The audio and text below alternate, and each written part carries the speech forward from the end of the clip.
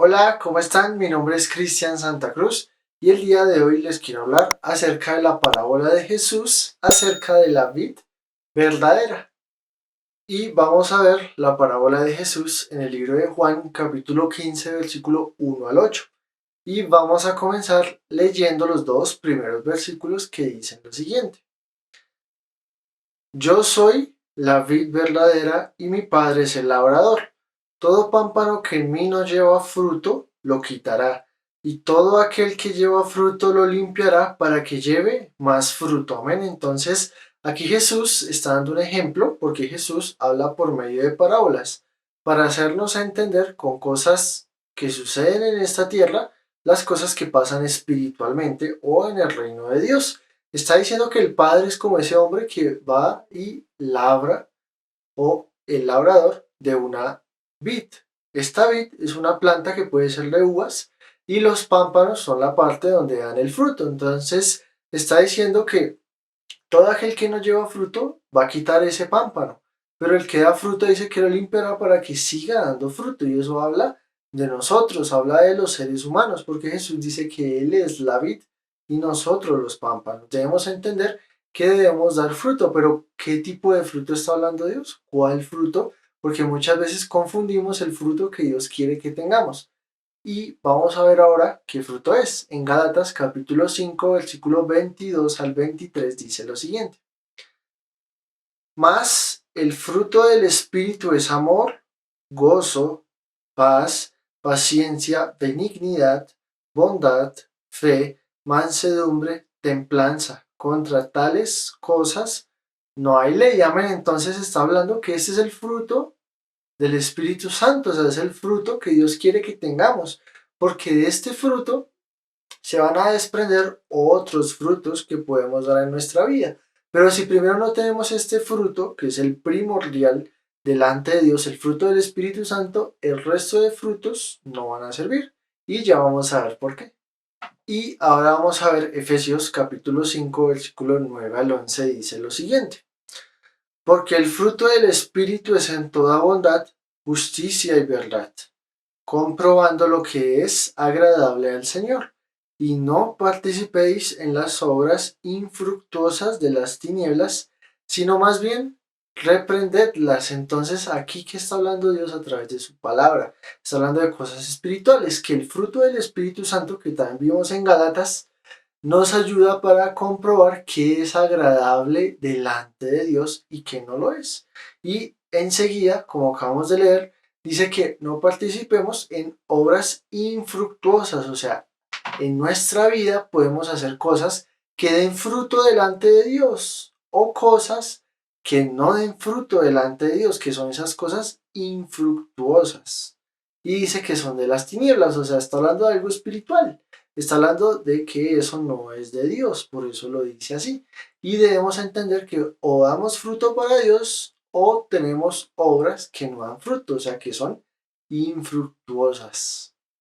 Y seguimos en el libro de Juan, en la parábola de Jesús. El versículo 3 dice lo siguiente.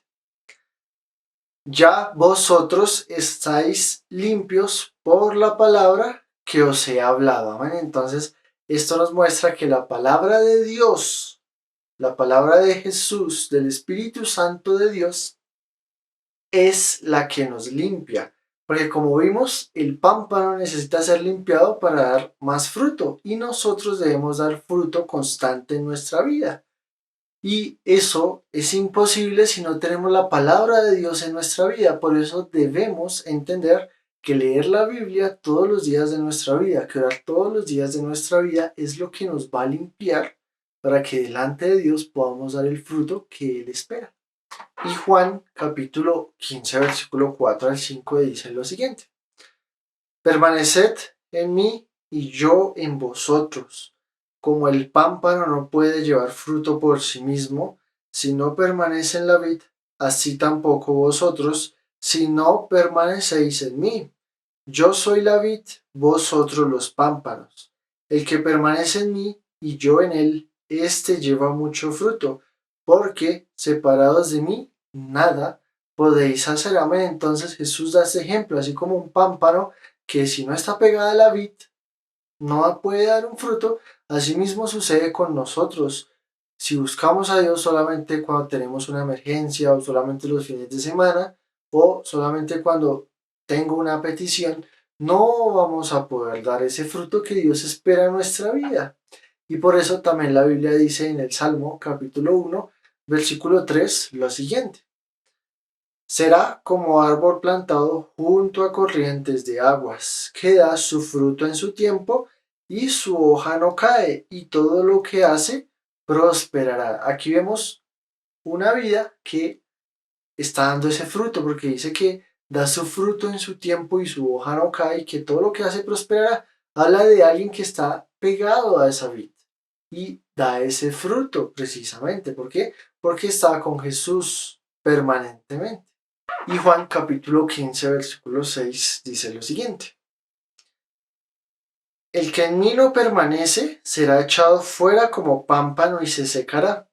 Y los recogen y los echan en el fuego y arden. Entonces Jesús, ¿qué pasa? Nos está mostrando este versículo para mostrarnos que si no permanecemos en él, nos vamos a secar, porque dice que ese pámpano se comienza a secar y que al final es echado en el fuego. Entonces, ¿por qué Jesús murió? Murió para esto, para que nuestros pecados sean perdonados y siendo perdonados podamos comenzar a dar ese fruto que Dios quiere para nuestra vida, para que al final no seamos echados en el fuego. Está hablando Dios esto porque habla de la condenación, porque al final o estaremos con Dios o sin Dios y esto va para la vida de cada uno de nosotros. Por eso la única forma en la que seamos salvos es con Jesús. Así suene duro, así es, porque Jesús fue el único que murió en la cruz para que nuestros pecados fueran perdonados. Y así de esa manera, al ser perdonados, podamos dar el fruto que Dios espera para nuestra vida. Y Juan 15:7 dice lo siguiente. Si permanecéis en mí y mis palabras permanecen en vosotros, pedid todo lo que queréis y os será hecho. Amén. Entonces, primero está hablando que si las palabras de Jesús permanecen en nosotros, nosotros vamos a permanecer en Jesús. Habla de una vida de oración, de leer la Biblia. Y dice que todo lo que pidamos va a ser concedido. Pero ¿por qué todo lo que pidamos va a ser concedido? Dice la Biblia en el libro de Salmos, capítulo 37, versículo 4 al 5, lo siguiente. Deleítate asimismo en Jehová, y Él te concederá las peticiones de tu corazón. Encomienda a Jehová tu camino y confía en Él, y Él hará. Aquí está la respuesta. Porque cuando nos comenzamos a deleitar en Dios, o sea, en leer su palabra, en orar todos los días, no por obligación, sino porque Dios nos ayuda a buscarlo y también nace en nuestro corazón buscarlo, comenzamos a deleitarnos en Dios. Y ahí es cuando Él concede las peticiones de nuestro corazón. Pero también dice que encomendemos nuestro camino en Él, que confiemos en Él y Él va a orar. O sea, todo esto está relacionado con permanecer en Jesús. Vamos a ver esta parábola de Jesús en Mateo capítulo 7, que está del versículo 16 al versículo 23. Pero vamos a leer primero el 16 al 20 para entender una primera parte y después otra. Porque vamos a ver cómo el fruto para Dios es algo que debemos entender. Porque el fruto para Dios lo podemos malinterpretar pensando que son ciertas cosas cuando puede que no lo sean. Puede que sí como puede que no, dependiendo de cómo hacemos las cosas para Dios. Y comenzamos en la primera parte. Por sus frutos los conoceréis. ¿Acaso se recogen uvas de los espinos o higos de los abrojos? Así todo buen árbol da buenos frutos, pero el árbol malo da malos frutos. No puede el buen árbol dar malos frutos, ni el árbol malo dar frutos buenos. Todo árbol que no da buen fruto es cortado y echado en el fuego, así que por sus frutos los conoceréis. Aquí Jesús está hablando acerca de los escribas y de los fariseos. Les está hablando a sus discípulos acerca de ellos, que iban a conocer si alguien era de Dios por sus buenos frutos. Pero muchas veces nosotros malinterpretamos los frutos. Pensamos que alguien que tiene buenos frutos es alguien que, no sé, se la pasa haciendo milagros o haciendo cosas sobrenaturales o hablando solamente de la palabra de Dios y solo por eso está dando buenos frutos. No, muchas veces cometemos ese error. Eso es resultado de tener buenos frutos, pero no es el fruto en sí mismo. Y ya vamos a ver por qué. Dice el versículo 21 al 23 lo siguiente. No todo el que me dice Señor, Señor, entrará en el reino de los cielos, sino el que hace la voluntad de mi Padre que está en los cielos. Esos son los frutos de Dios. Muchos me dirán en aquel día, Señor, Señor, ¿no profetizamos en tu nombre y en tu nombre echamos fuera demonios y en tu nombre hicimos muchos milagros? Entonces les declararé, nunca os conocí, apartados de mí, hacedores de maldad. Entonces, primero, cuando dice que el que hace la voluntad de Dios, se refiere a los buenos frutos. Pero esos frutos son los que veamos en Gálatas, capítulo 5 del 22 al 23, que habla de ese amor, ese gozo, se habla de la transformación de nuestra vida. La transformación de nuestra vida es el verdadero fruto. De ahí para allá se puede desprender que haya una profecía o que alguien haya milagros, pero no es el fruto en sí mismo, sino, como les digo, se desprende del fruto principal, que es la transformación de nuestra vida. Por eso en esta parábola Jesús está diciendo que muchos le van a decir a Jesús que en su nombre echaron fuera demonios, hicieron milagros, profetizaron, o sea, hicieron un montón de cosas ministeriales que pueden parecer fruto, que uno podría decir, uy, ese es el fruto de Dios. No, eso es consecuencia del fruto. Por eso para ellos, como no tenían el primer fruto de la transformación de su vida, Jesús les dijo, no los conozco, apártense de mí, hacedores de maldad, porque en su vida no fueron transformados, porque en su vida no fueron cambiados delante de Dios. Entonces para Dios no importa lo que podamos hacer en esta tierra si primero no tenemos el fruto de la transformación de nuestra vida. Ese es el verdadero fruto. Por eso muchas veces pensamos que si no estamos hablando de Dios ante una cámara o que si no estamos hablando de Dios en las calles o haciendo algo que, mejor dicho, toda la iglesia lo vea, no estamos dando fruto y estamos equivocados porque realmente podemos dar fruto en cualquier lugar, como con nuestra forma de ser, como hacemos las cosas en ese lugar, sea en un trabajo, sea en el estudio, sea en nuestra casa, no importa donde estemos, porque ese es el fruto que Dios va a ver para nuestra vida. Y lo que acabamos de ver aquí en Mateo capítulo 7, Jesús, si leemos los versículos anteriores, está hablando acerca de los escribas y de los fariseos, que pensaban que porque estaban en el templo de Dios todos los días, tenían el fruto delante de Dios, pero no, Jesús terminó llamándolos hijos del diablo.